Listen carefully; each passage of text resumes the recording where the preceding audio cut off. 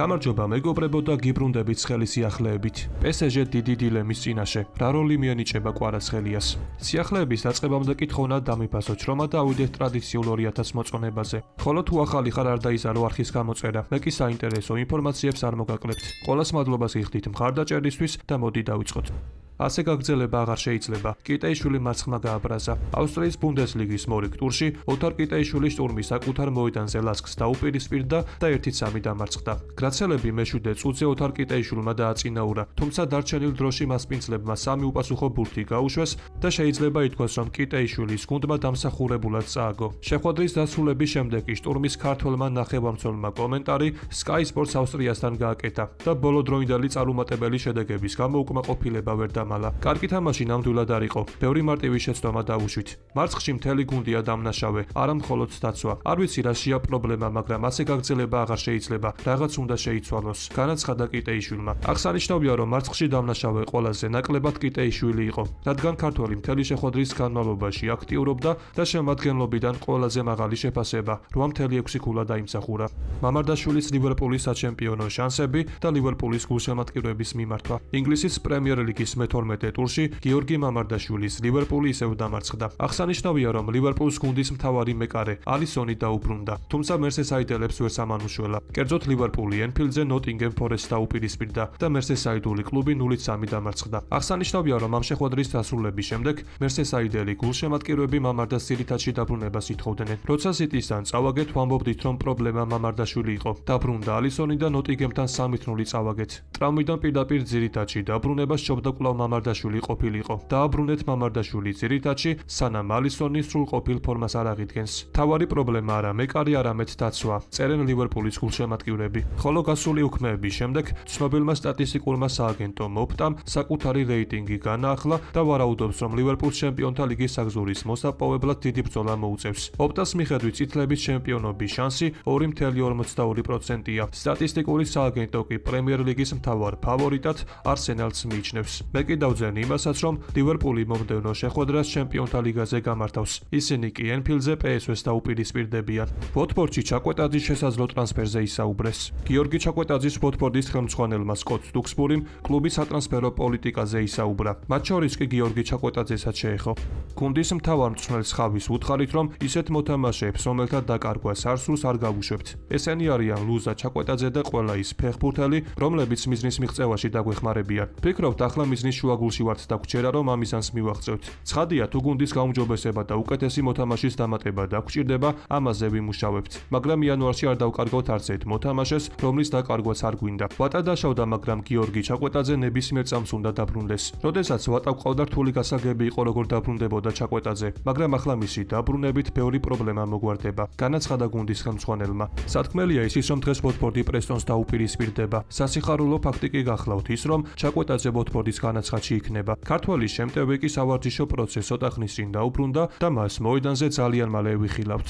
26 ნოემბერს საქართველოს დროით შუაღამეს კვარაცხელიას პარი სენ-ჟერმენი ლიგის ფაზის მეხუთე ტურში ტოტენჰემს უმასპინძლებს. ეს კი სეზონის სტარტის რემატჩი იქნება, როცა PSG-მ პენალტების სერიაში მოუგო ლონდონურ კლუბს და UEFA სუპერთასი მოიგო. ეკიპი კი ამ თამაშის შესახებ წერს. ფრანგული გამოცემის მტკიცებით, ერთადერთი პოზიცია, სადაც ლუის ანიკე შე არ გადაუწყვეტია თუ ვის დააყენებს სასტარტოში, ეს ფორვარდისა. უსმან დაკავშირებით კი ფრანგული გამოცემა შემდეგ კომენტარს აკეთებს. კანინლი ფორმაშია, გოლი და 2 საგოლე პასი ბოლოს 3 თამაში. მან უბრალოდ ძალიან კარგად ითამაშა, როცა ბაიერნთან მოედანზე შევიდა. მაილუ ყოველთვის ვერ იყენებს მიცემულ შანსებს, მაგრამ უფრო მრავალმხრივია ვიდრე ალი. მაილუს შეუძლია ცენტრ ფორვარდის პოზიციაზე თამაში. ეს კი კვარაცხელიასა და ბარკოლას თამაშის მოქმედების საშუალებას მისცემს, სადაც ისინი დრიბლინგით ძალიან სახიფათოები არიან.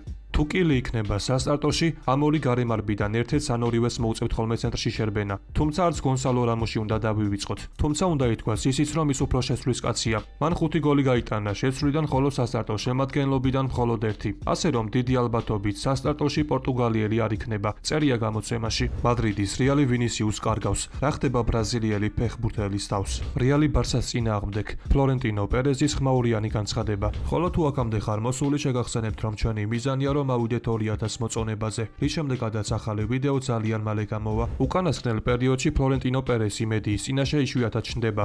თუმცა ამჯერად ტრადიცია დაარღვია და რეალის ყოველწლიური საკლუბო ასამბლეის დასრულების შემდეგ ჟურნალისტების აბსოლუტურად ყველა შეკითხვას ამომწყურავი პასუხი გასცა. განსაკუთრებული ინტერესი კი ლა ლიგაზე და მსაჯების მუშაობასთან დაკავშირებულ თემებზე გაკეთებულმა განცხადებამ გამოიწვია, რომლის დროსაც სამეფო კლუბის პრეზიდენტი არაფერს მოერიდა და როგორც პრიმერა დივიზიონის სამსაჯო კორპუსი, ასევე ბარსას აჯაროდ გააკრიტიკა. თავდაპირველად უნდა შევთანხმდეთ, რომ ამა თუ იმ ფეხბურთელის გაძევება ფეხბურთში ყველაზე სუბიექტური გადაწყვეტილება რაც კი შეიძლება არსებობდეს. 2021 წლის მონაცემებით იცი როგორი სიტუაცია იყო? არბიტრებს რეალის მოწინააღმდეგე გუნდიდან 2, ბარსას მეტოქე კლუბებიდან კი 59 ფეხბურთელი ყავდათ გაძევებული. არა და მანამდე ბალანსი 13-12-ზე იყო ჩვენ სასარგებლოდ. ეს იცით რის იბრალია? ნეგრეირა საქმის გამოძახილია. 17 წლის განმავლობაში კატალონიურმა გუნდმა ლა ლიგის სამსაჯო კორპუსის ვიცე-პრეზიდენტს 8 მილიონი ევრო გადაუხადა და სწორედ ამ პერიოდს დაემთხვა პრიმერა დივიზიონში მათი აღზევება. საერთოდ რაზეა საუბარი? ბევრია რეალის ისეთი ფეხბურთელი, რომელსაც ჩემპიონთა ლიგა უფრო მეტჯერ აქვს მოგებული, ვიდრე ლა ლიგა. და თქვენი აზრით ეს ნორმალურია? განაცხადა რეალის პრეზიდენტმა. მადრიდის რეალის ვინგერი ვინისიუს ჟუნიორი კლუბთან კონტრაქტის გახანგრძლივებას არაპირებს. როგორც ატლეტიკის სამწყაროზე დაყრდნობით იუწყება, ოქტომბრის ბოლოს 25 წლის ბრაზილიელმა ფეხბურთელმა კლუბის პრეზიდენტს ფლორენტინო პერესს აცნობა, რომ არ სურს კლუბთან კონტრაქტის გაგრძელება, სანამ მისი ურთიერთობა ჩაბი ალონსოსთან დაძაბული და რთული იქნება. ეს კი მოხდა მას შემდეგ, რაც ვინისიუს კლასიკოში ბარსასთან მატჩში შესვლაზე ემოციური რეაქცია ჰქონდა. ვინგერმა ალონსოს ხელი არ ჩამოართვა და პირდაპირ გასახდელში შევიდა, თუმცა მოგვიანებით დაბრუნდა. ამის შემდეგ ვინისიუსი პერესთან შეხვედრაზე მივიდა, რათა თავისი საქციელისთვის ბოდიში მოეხადა. იქ კი ასევე განიხილეს მოთამაშის მომავალი, რომელმაც ნათლად გამოხატა, რომ კონტრაქტის გახანგრძლივებას ალონსოსთან ურთიერთობის გამო საუკეთესო ვარიანტად არ მიიჩნევს. მიიჩნევა, რომ მოთამაშესა და ჩაბი შორის დაძაბულობას სათავე პარის სენ-ჟერმენთან 0-4 მატჩმა დაუდო. ალონსო მაშინ ვინისიუსისა და დალიკოტას კამზე დატოვებას გეგმავდა, მაგრამ არნოლდის ტრავმა მაიძულა, გეგმა შეეცვალა და ბრაზილიელი მაინც მოხვდა სასტარტოში, მაგრამ მარჯვენა ფლანგზე და არ ამისაყვარელ პოზიციაზე. როგორც გამოცემა წერს, ვინისიუსი მიიჩნევს, რომ ალონსო უსამართლოა მის მიმართ. ასევე კლასიკოში მომხდარი ინციდენტის შემდეგ, როდესაც ვინისიუსმა ბოდიში საჯაროდ მოიხადა და მასში ალონსო არ ახსენა, ბრაზილიელთან დაახლოებულმა წყაროებმა განაცხადეს, რომ ეს განზრახული ნაბიჯი იყო. ამან კი კლუბში გაუცება გამოიწვია. ასევე ალონსოს არაერთხელ უსაუბრია ვინისიუსთან ურთიერთობაზე პრესკონფერენციებზე. ის კი ხას უსვამდა, რომ მათ შორის არ არის პირადი კონფლიქტი და მათ შემადგენლობას უბრალოდ როტაცია სჭირდებოდა. მე კი შეგახსენებთ, რომ ვინისიუს რეალთან კონტრაქტი 2027 წლის ივნისამდე აკავშირებს. ამიტომ თუ ვინისიუსი ახალ კონტრაქტს არ გააფორმებს, მადრიდის რეალს მისი გაყიდვა მოუწევს. დღევანდელ ვიდეოს კი ამით დავასრულებ. მოტივაციისთვის კი თხოვნა, რომ ავიდეთ მინიმუმ 2000 მოწონებაზე. ასევე გამოიწერი არხი, რათა იყო მუდმივად საქმის კურსში. ყველას გისურვებთ ჯანმრთელობას და ბედნიერებას. მე კი მომავალი ვიდეოთი ძალიან მალე დაგიბრუნდებით.